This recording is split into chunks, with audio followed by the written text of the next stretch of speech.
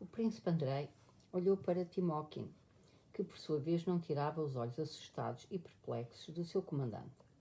Contrariamente à sua maneira reservada e taciturna, o príncipe Andrei parecia agora muito exaltado. Não conseguia, por certo, conter a avalanche de ideias que lhe vinham continuamente à cabeça.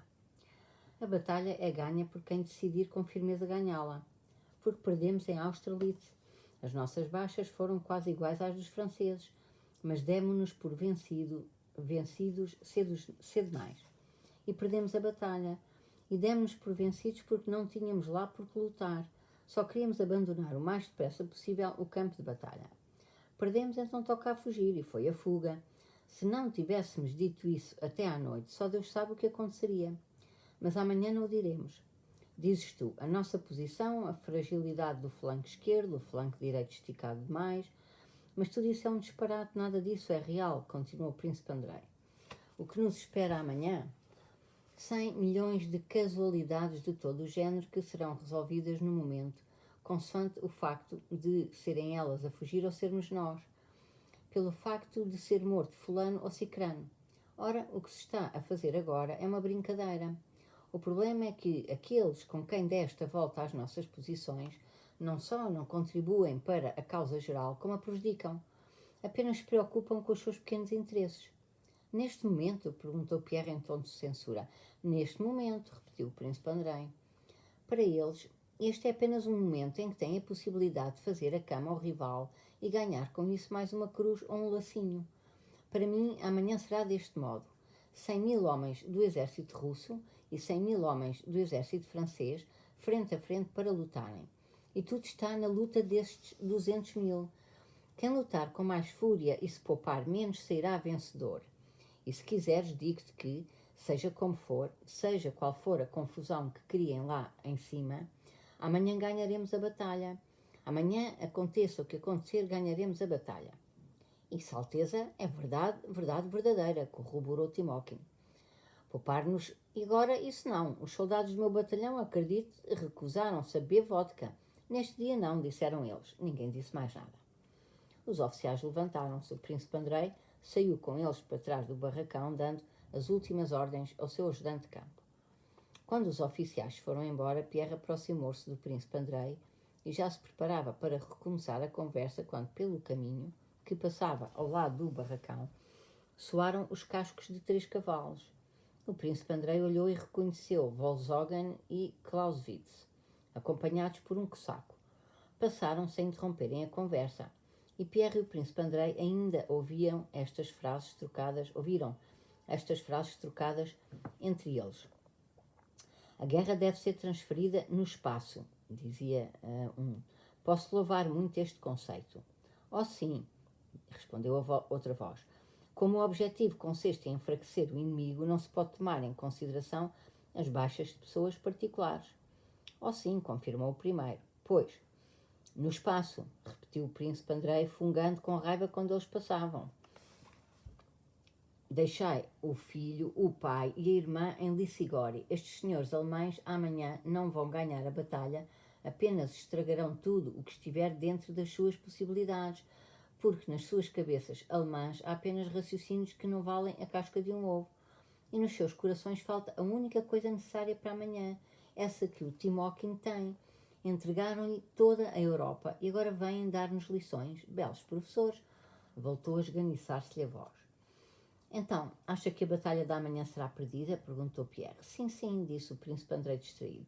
Se eu tivesse poder, evitaria uma única coisa, fazer prisioneiros, recomeçou ele. O que é fazer prisioneiros? É uma coisa cavaleiresca.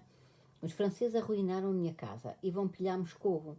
Ofenderam-me e continuam a ofender-me a cada instante. São meus inimigos. São todos criminosos no meu entender. Da mesma forma pensa Timóquin e todo o exército. É preciso executá-los. Se eles são meus inimigos, não podem ser meus amigos, sejam quais forem as conversas que se passem em Tilsit. Sim, sim, disse Pierre, olhando com os olhos brilhantes para o príncipe Andrei. Estou absolutamente de acordo consigo. A questão que vinha preocupando Pierre desde o monte de Mojaisk até ao momento parecia-lhe agora perfeitamente clara e resolvida. Compreendia agora todo o significado desta guerra e da batalha próxima. Tudo o que tinha visto durante o dia, todos os rostos eloquentes e severos que lhe passaram à frente dos olhos se iluminavam agora com uma luz nova. Sentiu o calor do patriotismo escondido, latente, como se diz na física, que todas aquelas pessoas transportavam dentro de si e que lhe fornecia a explicação para a calma e aparente leviandade com que aquelas pessoas se preparavam para a morte. Não fazer prisioneiros, continuou o príncipe Andrei. Bastava isso para mudar toda a guerra e a tornar menos cruel. Mas nós estamos a jogar à guerra e isso é péssimo. Mostramos-nos magnânimos e assim por diante. Esta pretensa magnanimidade e este sentimentalismo é como a magnanimidade e o sentimentalismo de uma senhora que desmaia quando matam um vitelo à frente dela. É tão bondosa que não pode ver sangue, mas come com apetite a carne com o molho daquele vitelo. Fala-nos da moral da guerra, do cavalheirismo, de parlamentários, de que é necessário poupar os desgraçados, etc. Tudo isso é mentira. Em 1805, eu bem vi o cavalheirismo e os parlamentários. Aldrabaram-nos e nós também os aldrabámos. Saqueiam as casas alheias, põem dinheiro falso a circular e, o pior de tudo, matam os meus filhos e o meu pai e ainda falam das regras da guerra e da magnanimidade para com o inimigo. Não fazer prisioneiros, matar e enfrentar a nossa própria morte. Quem chegou a esta ideia como eu, através do sofrimento? O príncipe Andrei, que pensava que lhe era indiferente que Moscou fosse ocupada como fora ocupada Smolensk, interrompeu de súbito o seu discurso por causa de um espasmo que lhe oprimiu a garganta. Pôs-se a andar de um lado para o outro em silêncio, mas os olhos brilhavam-lhe febris e o lábio tremia quando recomeçou a falar. Se não fosse a chamada magnanimidade na guerra, apenas lutaríamos quando valesse a pena ir para uma morte certa como agora. Se assim fosse, não haveria guerra, porque só um Pavel Ivanitch ofendeu um Mikhail Ivanitch. Mas quando se trata de uma guerra como esta, será mesmo uma guerra. E se houvesse magnanimidade, a intensidade das ações militares não seria como é agora. E toda essa gente da Westfália e de Hessen, que Napoleão agora comanda, não seguiria para a Rússia. E nós também não iríamos guerrear para a Áustria e para a Prússia sem sabermos porquê. A guerra não é delicadeza, é a coisa mais abominável da vida. Há que entender isto e não brincar às guerras. Há que aceitar rigorosa e seriamente esta terrível necessidade. Tudo consiste nisso. Rejeitar a mentira. A guerra é mesmo guerra, não é brincadeira. Senão, a guerra seria o divertimento perfeito de gente ociosa e leviana. A casta dos militares é das mais dignificadas. Mas o que é a guerra? O que é preciso para ter êxito na atividade militar? Quais os hábitos da sociedade militar? O objetivo da guerra é o assassínio. Os instrumentos da guerra são a espionagem, a traição, o incentivo à traição, a devastação das populações, a pilhagem, o saque de provisões para as tropas, a aldrabice e a mentira, a que se chama artimanhas militares. Os hábitos da casta militar são a falta de liberdade, ou seja, a disciplina, o ócio, a ignorância, a crueldade, a depravação, a bebedeira. Mas apesar disso, é a casta superior respeitada por todos. Todos os czares, com exceção do chinês, usam a farda militar. E aquele que matou mais pessoas recebe a condecoração maior. Avançarão uns contra os outros, como vai suceder amanhã, para matar. Chacinarão, mutilarão dezenas de milhares de pessoas, depois celebrarão um Te-Deum em louvor de terem assassinado muita gente, exagerando ainda o número, e proclamarão a vitória, considerando que, quantas mais pessoas forem mortas, maior é o mérito. Como é que Deus lá em cima os pode ver e ouvir? Gritou o príncipe Andrei de novo, em voz ganida. Ai, Alminha, para mim ultimamente tem sido muito difícil viver. Comecei a perceber as coisas bem demais. Ora, o homem não deve provar o fruto da árvore do bem e do mal. Bom, não será por muito tempo, acrescentou. Vejo que estás quase a dormir e para mim também são horas. Vai para Gorky, disse o príncipe Andrei derrompante. Oh não, respondeu Pierre olhando para o príncipe Andrei com susto e compaixão. Vai, antes da batalha é preciso dormir bem, repetiu o príncipe Andrei. Aproximou-se rapidamente de Pierre, abraçou-o e beijou-o. Adeus vai, gritou. Não sei se voltaremos a ver-nos. E, virando-lhe apressadamente as costas, entrou no barracão. Já estava escuro. Pierre não podia distinguir que expressão tinha a cara do príncipe Andrei, se raivosa ou terna. Pierre ficou algum tempo Parado algum tempo em silêncio, pensando se deveria entrar atrás dele ou ir-se embora. Não, ele não precisa, concluiu Pierre. E eu sei que é o nosso último encontro. Suspirou com pesar e tomou o caminho de volta para Gorky. O príncipe Andrei, depois de ter voltado para o barracão, deitou-se no tapete, mas não conseguiu adormecer. Fechou os olhos. Na sua cabeça, umas imagens substituíam-se às outras. Numa delas deteve-se com demora e com alegria. Recordou, como se fosse ao vivo, um fim de tarde em Petersburgo. Com o rosto animado de emoção, Natasha contava-lhe como, no verão anterior, tendo ido aos cogumelos, se perdeu numa floresta enorme. Falava-lhe desconexamente da floresta espessa e dos seus sentimentos, das conversas que tivera com o colmeiro que encontrara. Interrompia-se a cada minuto, dizendo: Não posso conto isto mal. Não, o príncipe não percebe. Apesar do príncipe Andrei a acalmar, dizendo que percebia, e efetivamente estava a perceber tudo o que ela exprimia. As palavras com que Natasha contava não a satisfaziam.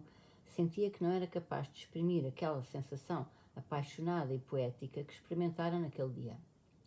Aquele velho era tão fascinante e havia tanta escuridão na floresta, e ele tinha tão bondosos, não sei contar, dizia corando e comovendo-se. O príncipe Andrei sorria agora com o mesmo sorriso feliz com que sorria naquela fim de tarde, a olhá-la nos olhos. Compreendia, pensava o príncipe Andrei.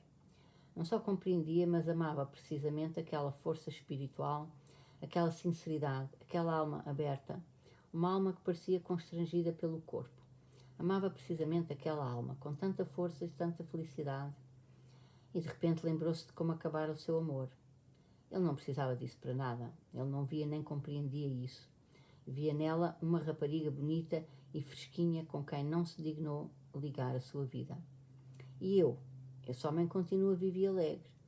O príncipe Andrei, como se o queimassem, levantou-se de um salto e recomeçou a andar para lá e para cá no barracão. 26. A 23 de agosto, na véspera da Batalha de Borodino, Monsieur de Beausset, prefeito do palácio do imperador francês, e o coronel Fabvier, o primeiro viera de Paris, o segundo de Madrid, chegaram ao acortelamento de Napoleão em Valluevo. Mudando de traje para a farda da corte, Monsieur de Beausset deu a ordem de levarem à frente dele a encomenda que trouxera ao imperador, e entrou na antecâmara da tenda de Napoleão, onde, trocando palavras com os ajudantes de campo que o rodearam, se pôs a abrir a caixa. Fabvier parou à entrada da tenda sem entrar, entabulando conversa com os generais que conhecia.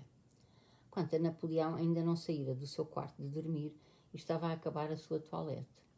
Soprando e pigarreando, ora virava as costas grossas, ora o peito gordo e peludo, expondo-os à escova com que o criado grave lhe esfregava o corpo. Outro criado grave, com o dedo no gargalo do frasco, borrifava com água de colónia o corpo bem cuidado do imperador, com a expressão de que ele, e só ele, podia saber quanta água de colónia era necessária e em que sítios era preciso borrifar. O cabelo curto e úmido de Napoleão estava emaranhado na testa. A sua cara, embora entumecida e amarelada, exprimia prazer físico. Vá com força, continua, repetia ele ao criado que o esfregava, encolhendo-se e picarreando. O ajudante de campo que entrou no quarto para apresentar o relatório sobre o número de prisioneiros feitos na batalha do dia anterior, depois de transmitir o que tinha para transmitir, ficou à porta, à espera da autorização para sair. Napoleão, franzindo a cara, olhou de soslaio para o ajudante de campo. Nada de prisioneiros, disse ele, repetindo as palavras do ajudante de campo. Eles deixam-se abater. Tanto pior para o exército russo. Vá, continua com força, dizia ele, encurvando-se e expondo os ombros grossos. Está bem. Manda entrar o senhor de Beausset e também Fabvier, disse o ajudante de campo com acento de cabeça. Sim, senhor. E o ajudante de campo saiu. Dois criados graves vestiram rapidamente sua majestade, que com a farda azul da guarda imperial entrou num passo rápido e firme na sala de espera. Monsieur de Beausset apressava-se a instalar em cima de duas cadeiras, em frente da entrada, a prenda da imperatriz que trouxera para Napoleão. Mas o imperador vestira-se com tão inesperada rapidez e aparecera tão depressa que o prefeito não teve tempo de preparar até ao fim a surpresa. Napoleão reparou de imediato no que eles estavam a fazer e, vendo que ainda não estava tudo pronto, não quis privá-los do prazer de lhe fazerem uma surpresa. Fingiu não ver Monsieur de Beausset e chamou Fabvier de lado. Calado e carregando severamente o sobrolho, Napoleão ouvia o que Fabvier lhe estava a dizer sobre a abnegação das suas tropas que combatiam em Salamanca, no outro extremo da Europa. Tropas essas que apenas tinham uma ideia, serem dignas do seu imperador, e medo apenas de uma coisa, de não agradarem ao imperador. O desfecho da batalha tinha sido triste.